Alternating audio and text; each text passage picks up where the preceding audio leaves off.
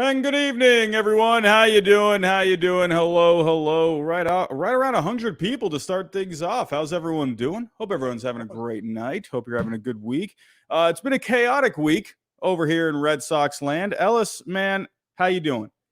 I'm doing better, man. I mean, the cold had me for a week or so, but I'm feeling a lot better now. Still, I may have a lingering cough, just to warn everyone. I mean, man, you're on the come up from getting having Yeah. a little cold. You're feeling good, and then you just get hit with a gut punch last night. Man, oh man, it's man, it's kind of weird. Saying I kind of digested it all today at work today, just kind of thinking about it, and it dawned on me for the first time in 9 years, Xander Bogaerts is no longer our shortstop. Like that's man. I mean, that's same level Nomar Garcia-Parra. It's like kind of crazy when you think about it. He's been that constant, for us. He's been the heart and soul of the team. Exactly. And now he's in San Diego. I mean, I got to get your instant reaction. Kind of what were you thinking last night when you saw the news? What was your first reaction just to everything?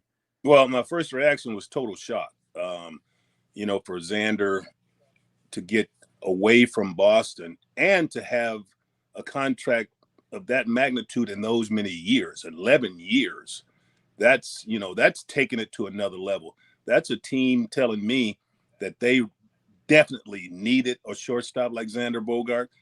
He's been on their radar for quite some time, obviously. And for that to happen, they had to do something to lure him from Boston, because you knew the Red Sox weren't going to come with 10 to 11 years. No chance. Yeah. It was just surprising the whole night. Yeah, especially it looked like maybe we were having some good news. It looked like we were on the verge of it because we were getting reports from Peter Abraham, saying that there was momentum building. They were meeting. They were in heavy talks. And it looked like maybe we were on the verge of, avoiding the whole John Lester thing back in after the 2014 season. But I still kept my guard up because I still remember back during that time, I still remember John Henry flew on his private plane. He went to Atlanta. He went to go meet with John Lester one-on-one, try to give that last push, and it still didn't work. So I still kept my guard up. It's just so crazy when you look at the two situations, maybe not exactly the same, flying to someone's ranch, but it's kind of weird how both, have a common denominator right there, making a late push. You had some hope. Did you think about the whole Lester situation, thinking about, seeing everything unfold? No, I obviously thought about the Mookie Betts situation, led Mookie Betts. I mean, there's a guy that's been the heart and soul of the Red Sox for a number of years. And all of a sudden they couldn't come to a contract or, an agreement on a contract, and ended up trading him to the Dodgers. And you've seen the success that he's had on the West Coast with the Dodgers. And the exact same thing with Xander right there. I mean, I knew, like I said, I knew the Red Sox weren't going to come with 11-year deal. Okay. Yeah. But, what got me was the difference in the money, over the, 4 or 5 year deal or whatever the case that the Red Sox may have offered. But yeah, it was shocking. It's just tough to swallow when you have a guy like that who's, been the heart and soul of your team for a number of years, did everything the right way as a Red Sox. Red Sox Nation loved him. That was just a situation where you didn't expect it to happen. In the back of your mind, you thought maybe there's a possibility, but bam, last night just brought everything to a front. Like, whoa, I was shocked. Yeah, especially just, like I said, you were hearing good things. You were thinking, all right, cool, maybe we're on our way to something here. And then just kind of slapped you in the face like that. I was about to go to bed. And I was cuddling up with my pillow. I was feeling good. I was ready to go to sleep, and bang, there's the notification. Yeah. I went live last night. Man, it's crazy, but before we really dive into everything, we're going to go over, what are some options here? What can we do? What could you tackle shortstop? Could you maybe look at addressing another position or two to try and, make up for the loss of Xander Bogaerts? So we'll dive into everything. We'll go over some options of what could be next for the Red Sox, but we do have to go over today's sponsor, and that is Bet Online. Basketball is back. And hey, the Celtics, they're playing pretty good. And Bet Online remains your number one source for all your sports betting needs this season. You'll always find the latest odds, team matchup info, player news, and game trends at Bet Online. And as your continued source for all sports wagering information, Bet Online features live betting, free contests, and giveaways all season long. Always the fastest and easiest way to bet all your favorite sports and events, whether that's NFL, NBA, NHL, MMA, tennis, boxing, or even golf. Head to betonline.ag to join and your 50% welcome bonus with your first deposit. Make sure to use the promo code BLEAV, BLEAV, to receive your rewards. Bet Online, where the game starts. We are also partners here with SeatGeek. I just used SeatGeek the other day, got myself some tickets to a Bruins game. Going to be seeing the Bruins and the Panthers. I'm excited for that one. But hey, found myself a good deal. Go see if you can find yourself one as well. Use my code HYDE. You get $20 off. And if you are into the sports betting game, we're talking about Bet Online, but there is also Prize Picks. We are partners with them here. Use my code GINGER. You'll get a 100% deposit match. If you deposit 20, they'll give you 20. If you deposit 50, they'll give you 50. So let's move on here. But yeah, I mean, let's really just dive into everything. Got everything all ready to go. I mean, it's crazy. Before we really dive into the Red Sox here, got to give credit to the Padres. This is a team that wants to win, and I got to give them a lot of credit. They came in aggressive, and it's like they just walked into the room.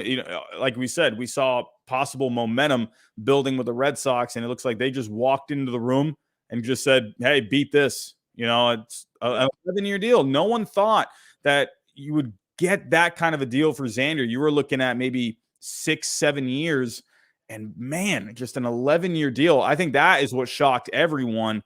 The money looked about right. It was about 25.5 per season AAV. Yep. Good AAV. That could end up, really being a bargain down the road. But just the 11 years. But the Padres, quick thoughts. I know we're talking Red Sox here, but Ellis, what are your quick thoughts on the Padres here? I'm thinking here, be the best lineup, in the whole National League. Well, now, one thing I want to back up a little bit. Yeah. With the Padres, with the winter meetings being in San Diego, of course, they were going to try to make a splash. Yes. Now, they were in on Aaron Judge as well, and Trey Turner also. When Trey Turner decided to go to Philly, they turned their attention to Xander. And, of course, they had to come strong, and they did. And I tell you what, being at home in San Diego, you knew that they were going to make a splash, and that they did. So, and I really don't think they're done. But that lineup right now, oh, my goodness. I mean, from the top of that lineup to the middle, I would put them over the Dodgers right now as far as on paper. Yeah. And you're right about that, because when we saw that, honestly, I started getting some feelings about the Padres, maybe not necessarily with Bogaerts, but when they did miss out on Turner, reports had shown that they had offered him a record contract, $342. He ended up taking the much lesser deal for the Phillies so he could go play on the East Coast.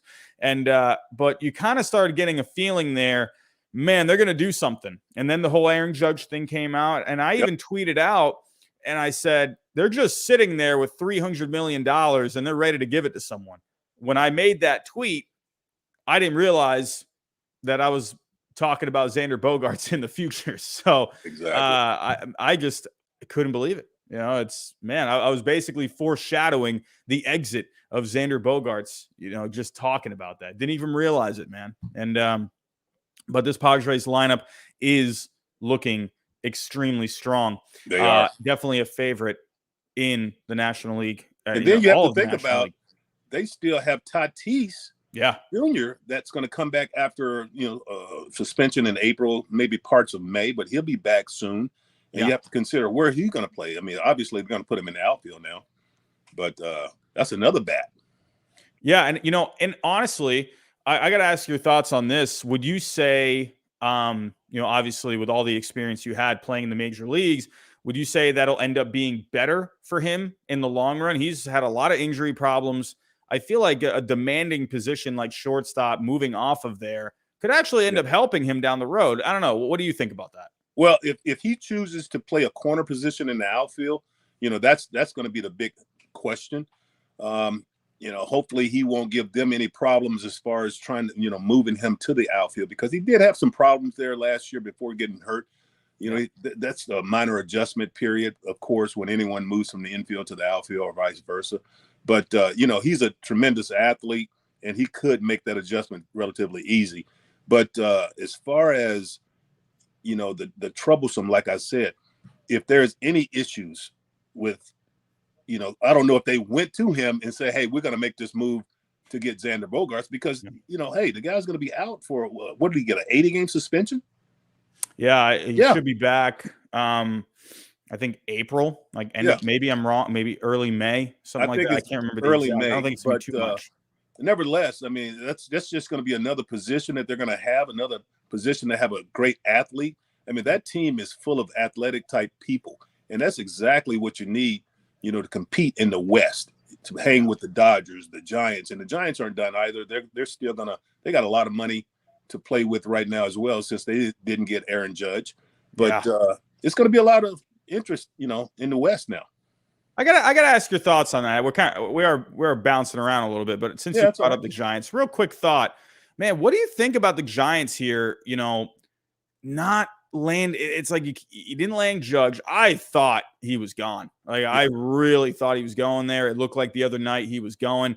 I think the Yankees they swooped back in at the last second. Hal Steinbrenner made the call and got it done. I really thought he was going there. What do you think the Giants, obviously, playing there, you have a good relationship with the franchise.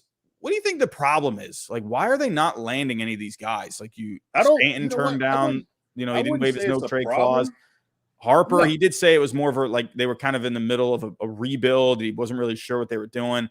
Right. But this one, it just seemed like this was the guy. If they were going to land a guy, Judge was the guy. I don't know. What are your quick thoughts on that? Well, I could tell you this. The Giants weren't going to be outbid. It was just going to come down to whether Judge wanted to go back to New York, because obviously New York came back and matched what the Giants had offered. Yeah. So, he obviously wanted to go back to New York. They have the ties there in New York, of course. He came up in their system, and, there's a lot of familiarity with that organization. Now, he did grow up on the West Coast, big Giants fan as a kid. He and his wife are both from the West Coast. So that came into play quite a bit, I'm sure. Yeah. But, of course, the Giants didn't get him. But let me tell you something. You're talking about flexibility in that organization. They have a lot of flexibility, a lot of money to be spread out now that Aaron Judge isn't going to be the main guy. But, of course, they still want to make a splash. And they may still go after Correa. He's still available. Dansby Swanson is available. You're going to have to get more athletic up the middle being in San Francisco. They're definitely going to have to get more athletic up the middle. And I think a lot of organizations, a lot of teams are thinking the same thing. Yeah, absolutely. I think Correa or Swanson would be great. Just have to wait and see where they end up going. I mean, we're going to talk a little about Correa and Swanson here in just a little bit. But let's finally move on to the Red Sox here. Let's do it. Talked enough West Coast. But, hey, with the Red Sox, they got a hole to fix here, and it's a pretty big hole. Taking a look here at the current lineup for the Red Sox. Now, hey, it's not all doom and gloom right now. They actually made a couple of pretty decent signings yesterday. Kenley Jansen was huge. They needed that. Me and you, during the season, towards the end of the season, we said, man, this bullpen stinks. You got to move Whitlock to the closer role. There was a lot wrong with that bullpen. Statistically, not well. But, man, he has made some great signings here. Chris Martin, he was solid last year with the Cubs and the Dodgers. Bringing in a Joely Rodriguez, he's essentially replacing Strom as the lefty, but he has good advance numbers, hard to hit, doesn't give up a lot of hard contact. And obviously, Kenley Jansen, he just keeps going. Even the advanced numbers, when you look at, hard hit percentage, average exit velocity, when you're looking at all of that, he is still very strong. And I think they needed a guy like that. Quick reaction, Kenley Jansen as the closer. What do you think? Well, I think it's a great move on the Red Sox part there. Kenley Jansen has been one of those guys. I mean, he's had his health issues with his heart the last couple of years, but obviously he's a lot better now with that. Had a solid year last year with Atlanta. You know, you're talking about a guy that has a pitch that is so hard to hit. You know, Mariano Rivera made that pitch popular and famous, that cutter. And he has that same type pitch, same velocity, 95 to 96 miles per hour. And that ball is moving into the left-handed hitters and away from the righties. That's a tough pitch to hit. And he's had a lot of success. I mean, look at his career. The guy's been successful in a lot of different spots. And I just think that was a great move. We needed to get someone in the Red Sox back end of that bullpen to solidify that. And I think they did that with Jansen. Yeah, great move. This bullpen looks completely different now. And now I think we can both agree.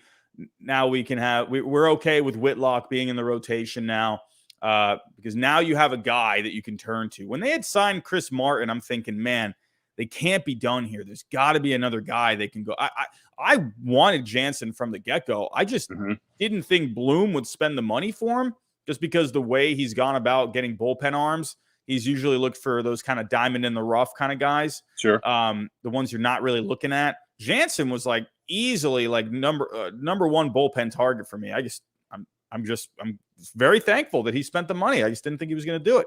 And then the intriguing one, we have Masataka Yoshida. There's a lot to like about him. Obviously, he's unknown. You can't really say much about what, he hasn't obviously played in the major leagues, but getting a record contract for a position player from Japan, 5 years, $90 million, breaking Seiya Suzuki's $85 million last year.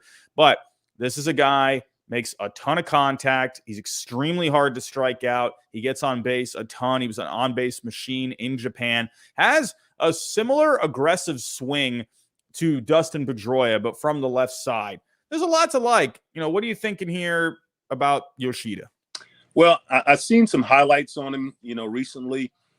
Very aggressive hitter, full extension on his swing, got some serious pop to all fields. I mean, he can wear that wall out in left center field at Fenway Park. And of course, he's able to turn on balls as well. I mean, he's only 5'8" tall, but I tell you what, there's some pop in that bat. He's got some juice. And, kind of like Pedroia. Yeah, like Pedroia.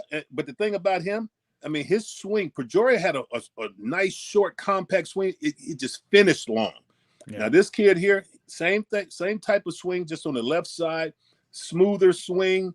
I mean, he looks like he's just connected from the beginning of his swing throughout. And when I say connected, just a nice fluid type swing.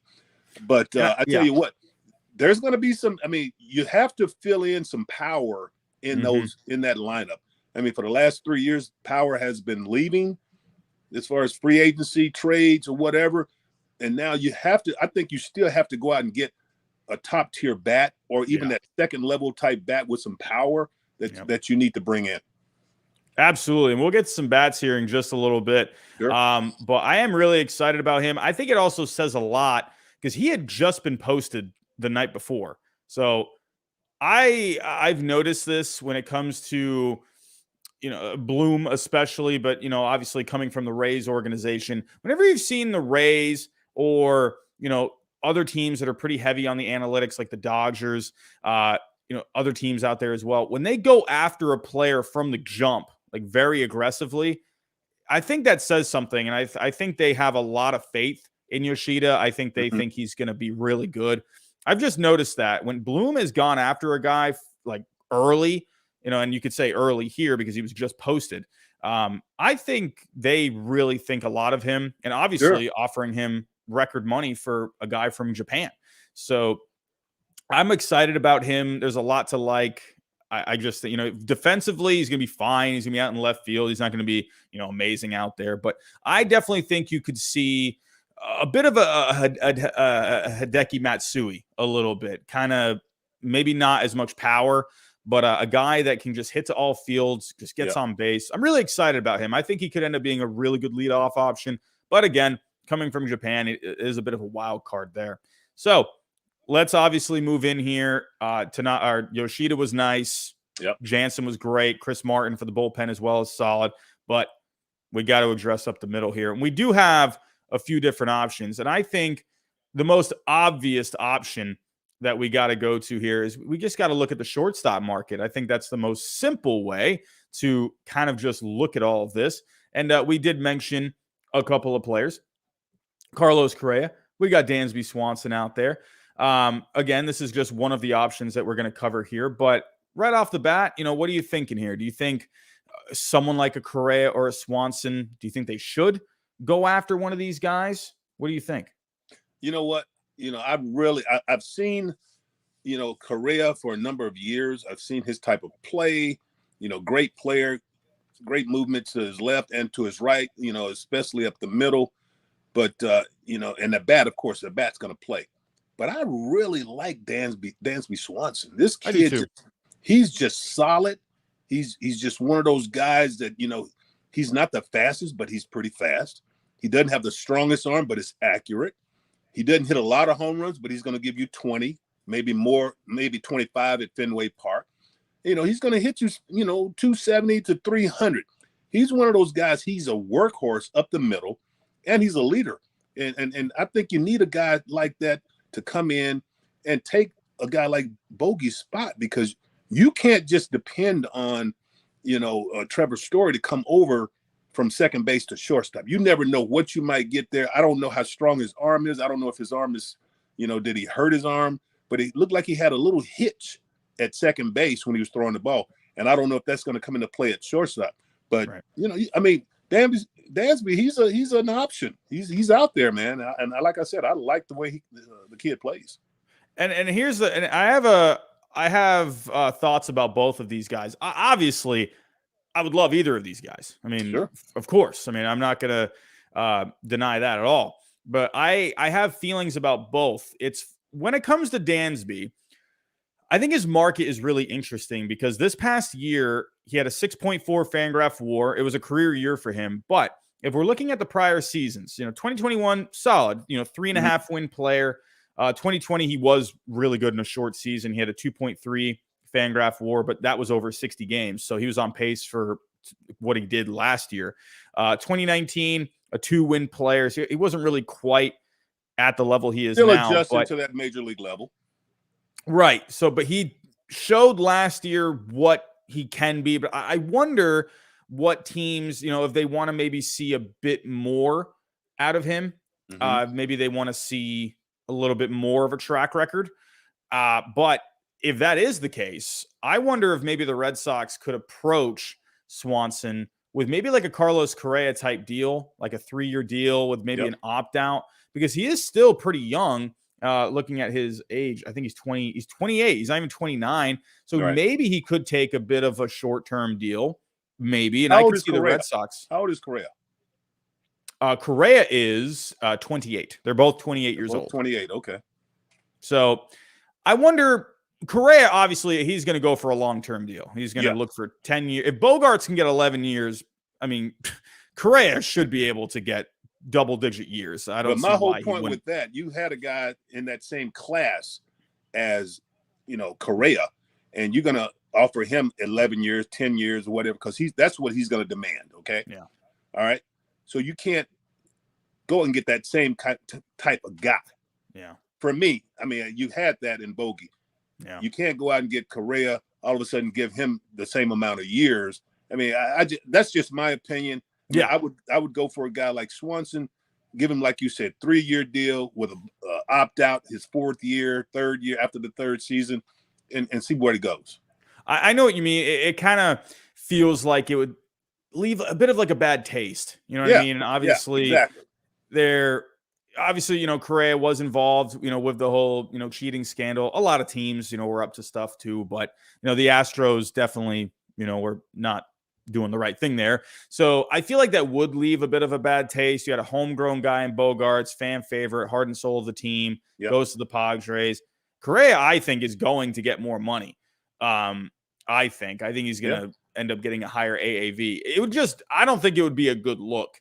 I would like Correa. The only reason I wonder maybe why the Red Sox would look at someone like Carlos Correa, because we just talked about earlier how history repeated itself. John Lester being the best example. They tried signing him to an extension, lowballed him, and then tried making a late push in the end. He went to the Cubs. Then they ended up having to overpay for David Price. Yeah. And so, to make up for that mistake. And I wonder, does John Henry wake up tomorrow and be like, you know what? I think we got to try and fix this, and because he's done it before. So he's done it before, but you know what? And the thing about it, Alex Cora is very familiar with Carlos Correa. Correa. I mean, he's one of those guys. He's seen him play not only in Puerto Rico, but of course with the Astros. So yeah, there's a lot of familiarity right there. So yeah, you never know. I mean, it could happen. For me though, I just said, I gave you my whole point of view right there. Yeah, absolutely. Really, when you're looking at someone like Correa, you're looking at the stats. You're looking at the stat sheet. Mm-hmm. When you're looking at StatCast, there's a lot of red. Correa, when it came to the advanced metrics, was better than Bogaerts last year. Okay. So obviously he would be a fantastic player in Boston. Sure. But again, it's kind of more of I don't know if that would be a very good public relations kind of a move. So, we actually just got some breaking news. Brandon Nimmo and the Mets have agreed to an 8-year deal, $162. Brandon Nimmo, so he's going to be an everyday guy now. Yeah. So, wow, look at the Mets. That's a good move for the Mets. They could not let him go. No. But yeah, breaking news from Jeff Passan. Brandon Nimmo heading back to the Mets, 8-year deal, 162. Well, he loved that. That was that was one option I was going to maybe present here in a little bit. So I guess I can just cross him off now. We can save a little time on that. So thank you, Jeff Passan, for breaking that news. But yeah, Correa would be great. Swanson, they have been connected with Swanson. There have been reports out there. I'm going blank on the name, but Atlanta Braves beat writer has said that the Red Sox have shown some interest in Dansby Swanson. Mm-hmm. I do feel like I agree with you. I think that could end up being a better fit, maybe financially. I guess it just depends if does Swanson get the offer that he's looking for. Kind of like Correa last year. You thought he was going to get a 10-year deal over $300. Didn't quite really get that deal. Teams were still a little hesitant, wondering what was going on with him health-wise. Sure. Back, reports had been, from the last few years, his back wasn't all that great. So teams were not really willing to just give him that long-term deal. Teams were offering him long-term deals, but not really as much AAV as he wanted. So he took the short-term deal with the Twins. I don't know what's going to end up happening with Swanson. We've had the Cubs jump in on him. They've definitely shown some interest. The Twins have shown some interest. So I guess it really just comes down to what kind of is he going to get the contract that he wants? If he doesn't, I could see the Red Sox going a short-term kind of a deal because they know they have, they have minor league options. Again, you don't want to put too much emphasis on that because you don't know what prospects are going to end up being. But Marcelo Meyer is showing promise. So I wonder, could they end up just doing Swanson, like we said, an opt-out kind of a deal? That could work. I would love that. And defensively, that would be fantastic. Exactly. Up the middle, Swanson and Story, that would be amazing. What a double play. You hit the nail on the head right there, Robbie, because, you have that kid in the minor leagues. And let me tell you, you spend $7 million on anyone in the minor league, he's going to play eventually. And you don't want to have him just sitting there or use him as trade bait later on down the road. Yeah. That's a kid that, I've seen him play. That's the future. Yeah, definitely. There's just something smooth about him. Like the game just kind of comes to him.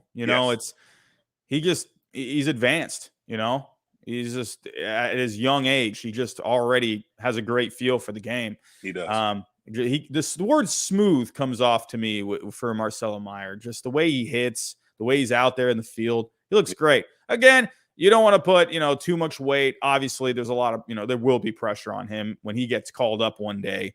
People are going to be excited about it. Oh, yeah. Similar to how Bogaerts was I've seen that before. I've seen guys like that have that target on their backs throughout high school, the early minor leagues, college, early minor leagues, whatever. They know what kind of player they are. They know the expectations at every level. and that's just something that comes with it. That's that extra baggage. But he looks like he's the kind of guy that can handle that. Yeah, I actually had a comment yesterday on one of my videos, and he had commented saying he played against Marcelo Meyer in high school, hit an absolute bomb against their team, and I'm like, yeah, I guess whoever played against him, he was just hitting bombs against them. So, but I'm excited for him. But I think Swanson, if he is up for a short-term deal, I think that could end up working out for both sides. It fits because Heimblum is always trying to put a competitive team on the field. You're not going to be going into a rebuild. I think it makes sense to go after Swanson. Correa, if they sign Correa, listen, I wouldn't hate it, obviously. Right. I mean, of course, of course, that kind of a player, it would be amazing. I just don't know if they're going to go after him. I think Swanson is more likely. But now, let's say they decided to go another route. We have some other options. So we did mention, Trevor Story is a bit of a question mark for shortstop, but Heimblum did make some comments earlier on in the offseason thinking that, he could play at short. So let's say you do move Trevor Story back to short, then you could address maybe second base. And there are some options out there at second base. I'm going to share my screen. There's a couple of good options that, again, if we're looking at guys for more short-term deals, there definitely are some options out there at second base. You got someone like a Brandon Drury, who I could see the Red Sox having some interest in because he has a lot of versatility. Yep. I could see Alex Cora loving that, and he can move around. He can play a whole bunch of different positions, and he had a pretty good season last year. And then you got someone like a Gene Segura. He would just play second. He wouldn't play any other positions.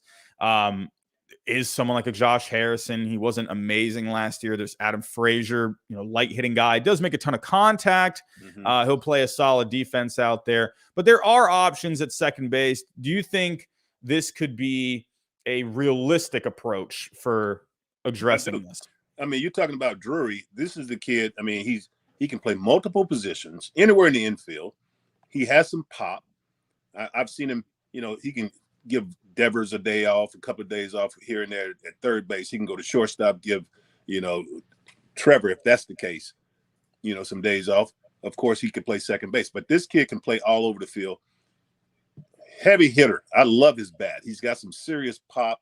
And I think, when you bring that kind of pop to the lineup, especially at Fenway Park, serious asset. And hold on. The Mets are making more moves. They just signed David Robertson to a 1-year deal. Holy cow, the Mets are working right now. So, David Robertson. I thought that would have been a good move for them at the trade deadline last year. So, hey, good move. Look at the Mets. Let's see if the Red Sox can start doing that too.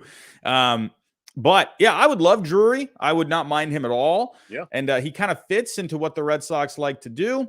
And, again, you do have some other options out here. Like I said, there is a Gene Segura out there. Was just playing in a World Series, so he would bring the obviously kind of bat that he has. That veteranship, that player that knows how to win on the big stage. Had himself a couple of big moments in the postseason, so I could see the Red Sox, really looking at the intangibles of a guy like him, and also, just playing just a solid second base. Move Trevor Story over to short. I think it's probably a little unlikely for someone like an Adam Frazier or Josh Harrison. I don't know. I think they probably latch on to some more lower market teams, maybe try to rebuild some value, but they are options if, plan C, plan D kind of a thing. Now, when it comes to Bloom, he's a creative man. He likes to think outside the box. One other option, again, this does hinder on whether Story can play short at the end of the day. One other option could be, now, I would rather keep him out in center field because he has shown amazing defense, but Kike could play second base. That is one that he has played second base, and he has played a good second base in the past. So you could have him play out there, and then maybe you could find someone for center field. So we have a couple of options. And like I said, Kike can go play anywhere, and he'll end up just being good. But if you're looking at his numbers from the last time he played second base, He did play second a little bit this year. But 2021, he played about over 350 innings there. Actually, 2019, he was really good at second base. He had 12 defensive runs saved for the Dodgers in 2019 at second base. So that is an option. That's where I could see someone like a Brandon Drury, because you can kind of just move those guys around. Like you can have Kike go play some second. You could have some guys play center. That'd be a very versatile lineup. I would like that a lot. But if you did move Kike to second, now they have been connected with one guy. Now, I don't think this is the best option, but one guy you could turn to is Brian Reynolds. Now, Pittsburgh Pirates, it has been reports got out last week that he had requested a trade. The Pirates actually came out and said, yeah, you know what? We like Brian Reynolds. He's a Pittsburgh Pirate next year. We're excited for him to be a Pittsburgh Pirate. He's under contract for a few more seasons. I think they have to come out and say something like that because they got to keep their leverage. So, but you could maybe go after a Brian Reynolds. Yeah, you would have to trade some valuable prospects. Yeah. And I don't think that's what the Red Sox would like to do at the moment, but it is there. What do you think about maybe trying to beef up center field, move Kike to second? Yeah, I mean, you're definitely going to have to get some kind of power in there. Yeah. Like I said before, you lost power the last couple of years. The Red Sox have always had some sort of pop. Now, you still have J.D. Martinez. I mean, he can easily come back and have a strong year, the kind of year that, you used to J.D. having. Of course, he had a bad year last year for him. But, yeah, that too. Yeah, that's another option. But, yeah. Kike is one of those versatile type players. You can play him anywhere. He's Swiss Army knife kind of guy. Can play short, can second, center, left, wherever you put him, he's going to have some success. It's just a matter when you have a guy like that, you would love to have him solidified at one position, Yeah. And I don't know. I mean, like I said, the Red Sox have so many options that they can go right now. And I'm sure the wheels are turning in the front office and they know exactly what they want to do. It's just a matter of putting it together. Yeah, I think they've had plan B, plan C, plan D written down here for quite a bit. I mean, they're not late to the party. They weren't completely blindsided by the Xander Bogaerts thing. They know what they're doing. And Bloom is as prepared of a guy as you could have out there. This guy, he sits up until 3 a.m. looking for deals. So I definitely think there's a reason why the Red Sox have been connected to all of these different players. They've been connected to Swanson recently. They've been connected to someone like a Brian Reynolds. Yeah. They're looking at all these different things. I actually had a comment. Again, this would involve a trade, but I actually did have someone on Twitter suggest this. This could be a really outside the box move. But one thing that they could do, again, it would involve acquiring a center fielder, but they have been connected with one player, and that is Sean Murphy. And it is looking like at any point soon, it looked like he was going to get traded at the start of the winter meetings, and it ended up not happening. Something happened and then just went dead. But again, it would involve having to trade some prospects. Maybe Bloom thinks it's worth it for a guy like Sean Murphy because, hey, he's under control and they need a catcher. But he has a teammate. He does have a teammate, Ramon Laureano, that I think they would like to give up as well. And that could be a guy that you could put out in center field, a right-handed bat. And Ramon Laureano, when you look at his numbers, so he got some blues, but his barrels were still up pretty well. And I mean, he's a defensive guy. For me, he's a defensive guy. He's not gonna wow you offensively. Yes, he's one of those guys that can go out there and play D, great arm, cover the ground.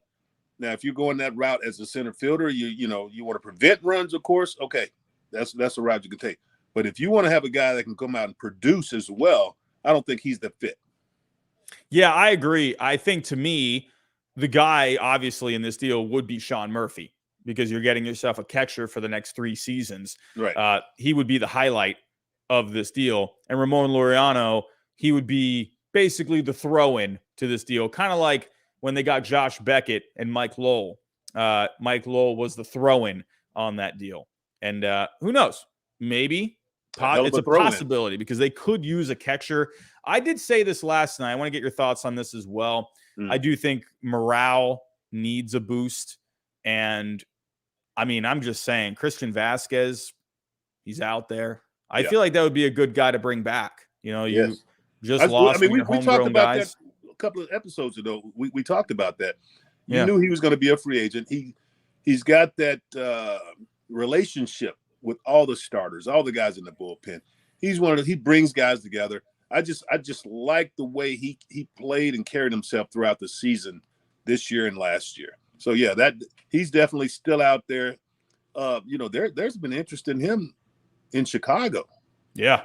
The Cubs they're making some moves, man. So they're trying to swoop up a lot of good players now. Yeah. Yeah.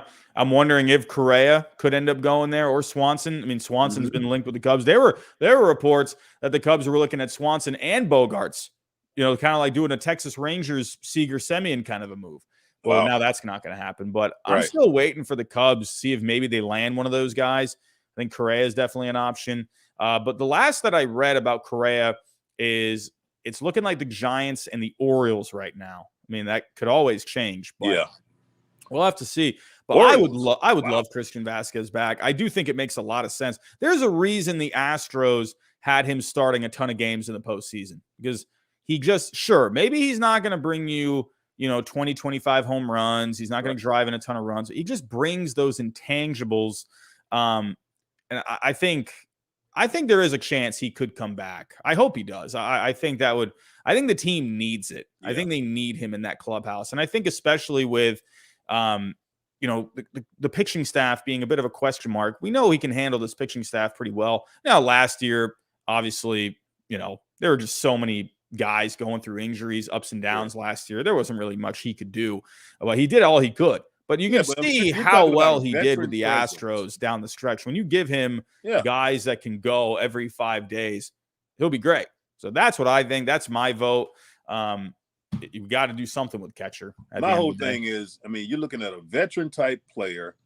He has an idea about each one of the pitchers on the mound with the Red Sox. He knows what they can do. He knows what they can't do. He kind of slows their heartbeat down. Yeah. So he's one of those guys that, you can't go wrong having him part of your team. Yeah. Well, we covered a ton of options here. And at the end of the day, we're going to have to keep our eyes open. They got a lot more moves to make. Bloom did make some comments at the beginning of the winter meetings saying he's looking to add maybe 7, 8, maybe even 9 players to this team. Well, we added a couple here with Yoshida, with Kenley Jansen, added Chris Martin as well, but a little bit before that. So there's still a lot of offseason left, and there's still a lot of moves to be made, and there's still a lot of free agents to be signed, and maybe a lot of trades to be made.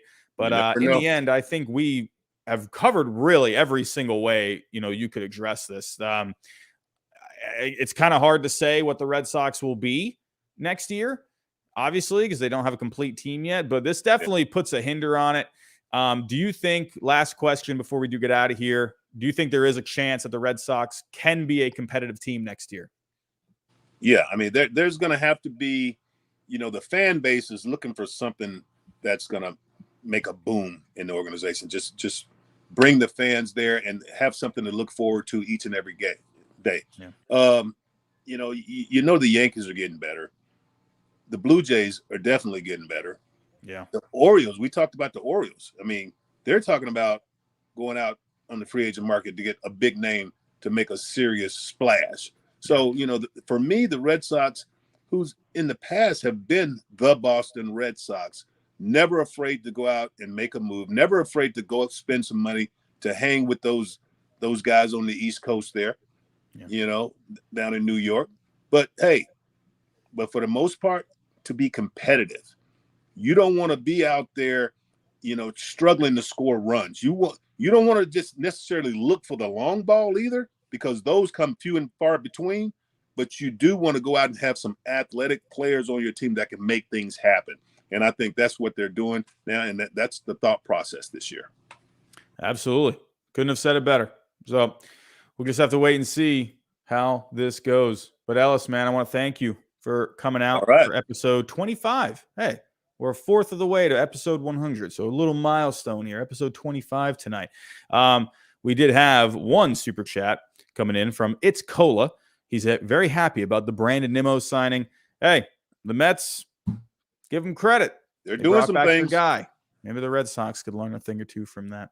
But everyone, don't forget about our sponsor, Bet Online. The code is BLEAV. You get a 50% welcome bonus when you sign up. And don't forget about our partnerships with SeatGeek as well as Prize Picks. So, Ellis, man, thank you again. Great episode. Thanks for having me. Maybe not the best of times right now, but I think we'll be okay. I think they'll be okay.